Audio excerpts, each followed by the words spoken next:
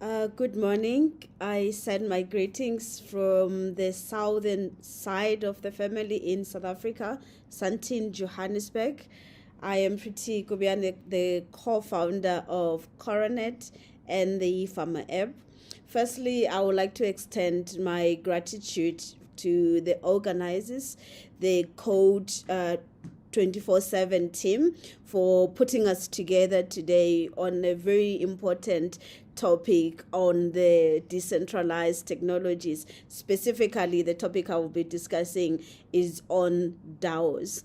So, DAOs are not new at all, especially in Africa, at least from where I actually come from. I was born on the east side of the Eastern Cape side of South Africa, about 1 hour away from where the great Nelson Mandela was born and other great leaders. So it was during the time where there was a boom in the mining sector. It has been going for a while, but when I was born and when I was a child, there was a large number of males, brothers, fathers, migrating to big cities, to mining cities like Johannesburg and other cities.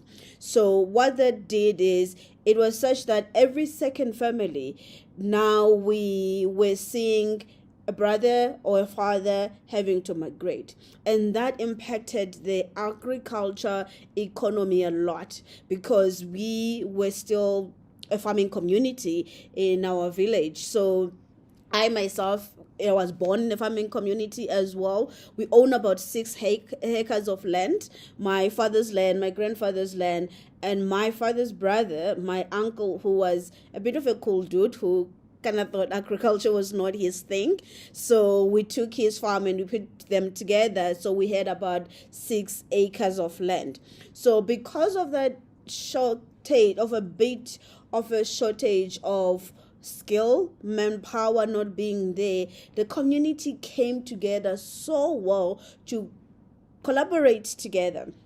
So they would form a cooperation. They would form what we'll call ilima, and which was a bit of a bartering system. I'll explain what bartering is in a moment. So what will happen is, we'll have a group of men that have ox and they have farming equipment. So one, they would help female-led homes now that a brother or a father is no longer living in a village, is in the big city, in the mining, working for the mining sector. So they will avail skill, they will avail resources and human capital to help them to farm. Two, they will share best practice. They had their own seed banks, so they will share seed banks, good seed with each other, and they will share good practices. So to make sure that everybody is able to produce food for themselves and participate in this farming economy. So now when the goods are ready, we will exchange goods among each other as a village, which is where the bartering system worked. So what that means is, we will exchange crop for crop, meaning I will give you mealie, you give me spinach. Or we'll exchange crop for meat, meaning I'll give you spinach, you give me a chicken. We will exchange services for crops, meaning if you have 2 acres of land, I'll come into your land and say, because you don't have cattle, I'm going to avail a group of cattle and young men in my house, and we will come and plant your field for 30% of your harvest. And the last part that we did, we'll exchange crop and stock for, and even work for investment. So what will happen is, if a young man, for example, they don't have ox in their home, they will go to an uncle or just a neighbor to say, I'm going to look after your 100 head of cattle, and then when I finish school and I need to go to university, you're going to put aside about 4 cattle to pay for my education. It worked very, very, very well. I know the Igbo tribe have gotten a apprenticeship system as well that is very similar to the last system I've just mentioned. And of modern, the influencer community as well is doing a bit of buttering, because I give you a laptop, I'll give you a phone in exchange of your audiences. There's no money that is exchanging hands there. So it was an amazing system. There's three things that we can learn from that. One, it was very inclusive. That meant that everybody could participate within the economy, no matter the size. If you don't have equipment, we help you. If you have a smaller farm, we help you. Two, it was transparent. Everybody knew where everything come from. So when today we talk about in farming, we talk about farm to fork. That was our default system. We were living in the farm and our food ended up at the table. And lastly, it was decentralized. Services and goods can exchange hands without a centralized authority to oversee after that. Amazing system, but it had limitations. So some of its limitation was sometimes there's an oversupply of similar produce. So there's too much mealie, there's less chicken or less cattle to exchange.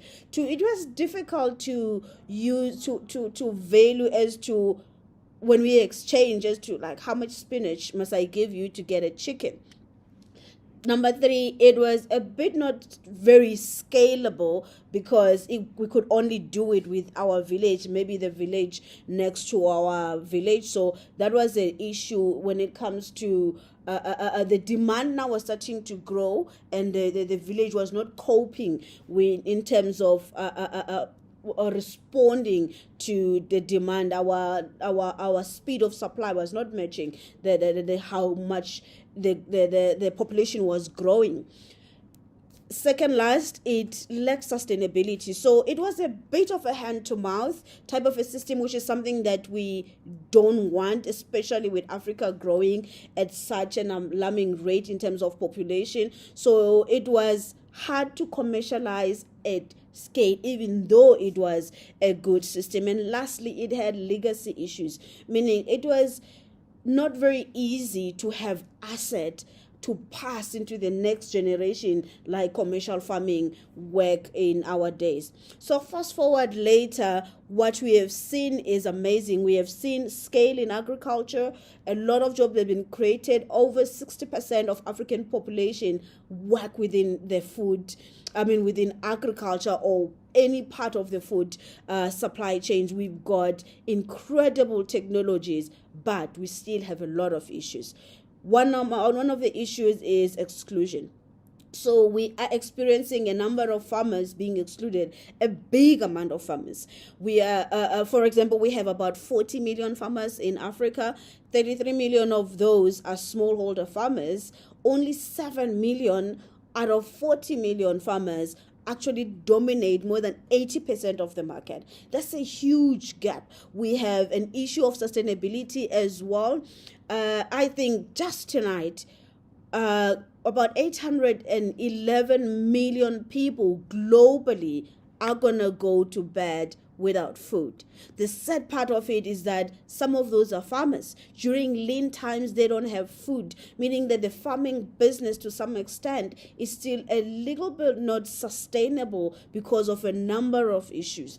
And we see lots of inequalities as well, where cocoa farmers can't even afford chocolate, where there's a lot of gender income gaps within the farming and the food supply chains. There's lots of unfair trade as well, discrimination of a number of groups. So one of the good example, Kenya, in just beginning of last year, they had this potato issue when a big chain of restaurants was buying elsewhere because they were saying the Kenyan farming community doesn't produce potatoes to the standard that they are looking for. They don't produce to the capacity, to volumes that they're actually looking for. So that was a bit of a weird thing.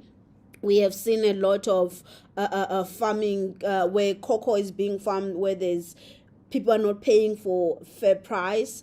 There's exploitation of children. So as you can see, there's a whole lot that has been improved from a good system that worked but lacked scale and lacked sustainability and systems in place that we actually need. So what we are looking for really is to find something in the middle. We need scale. We need accountability. We need sustainability. That's why organizations of the future, supply chains on the future, ecosystems of the future have to actually prioritize these three things.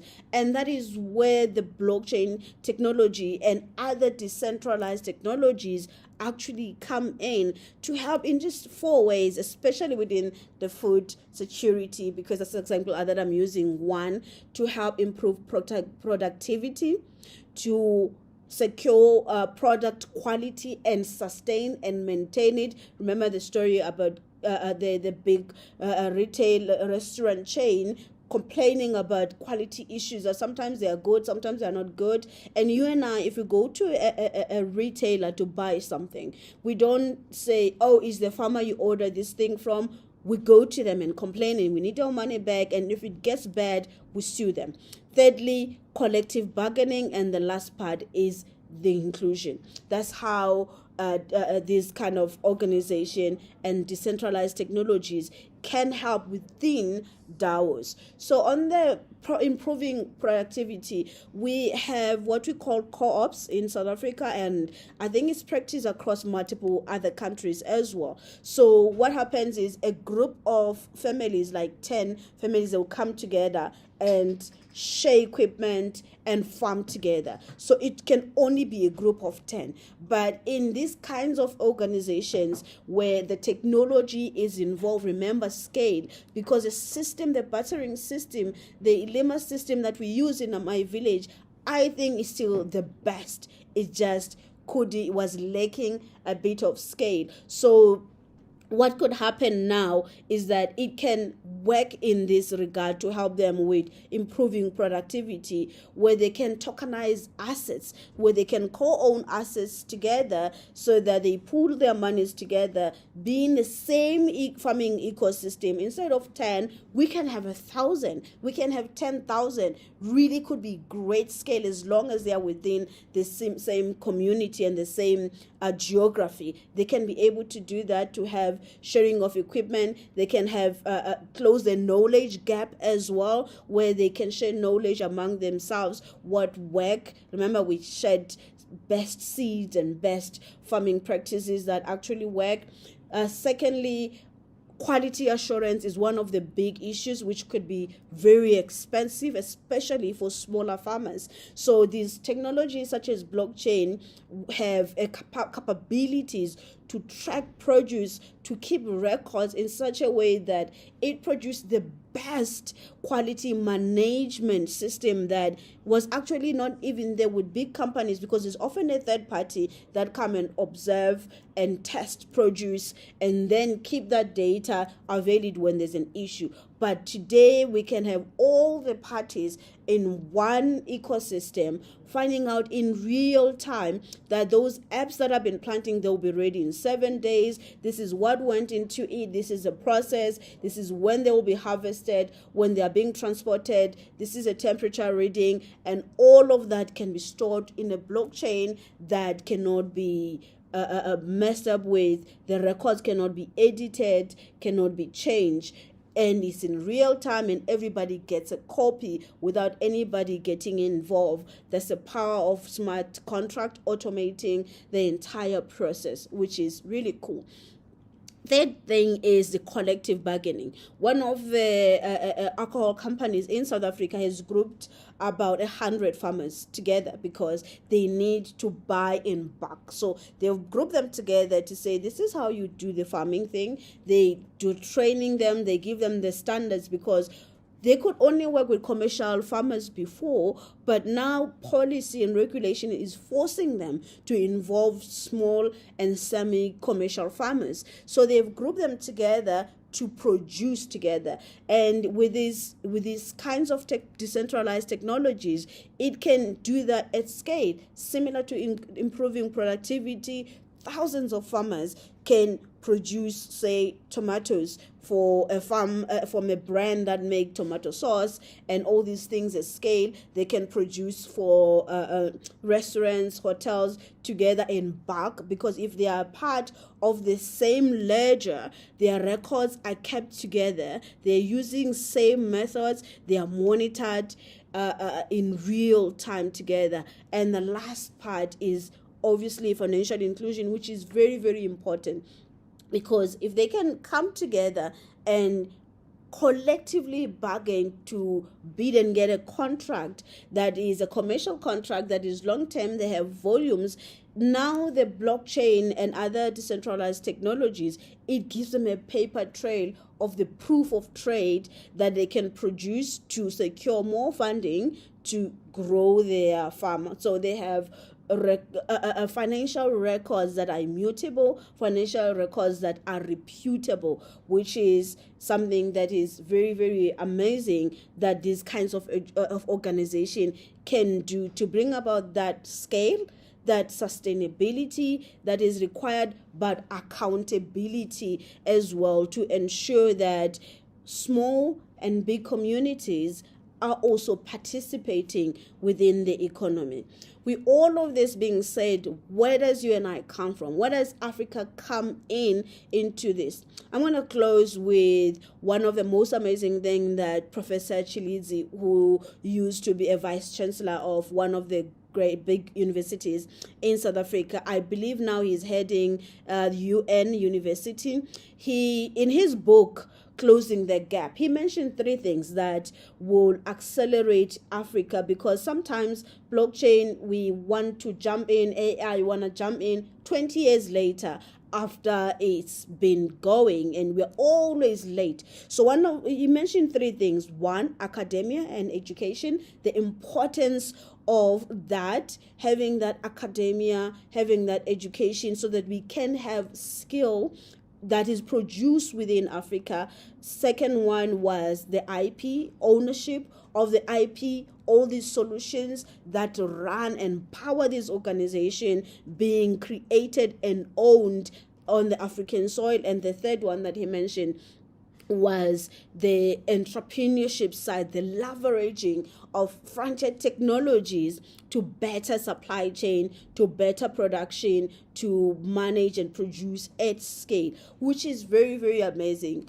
2 weeks ago or 3, we launched our first version of eFama app, and I am very proud because it's a tale of two technologies that we have built so far.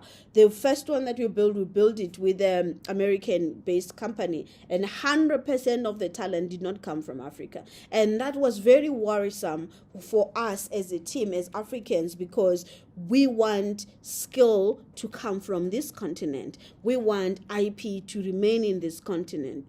So on the second time when we were building eFama, we work with teams from Nigeria, Ghana, and South Africa.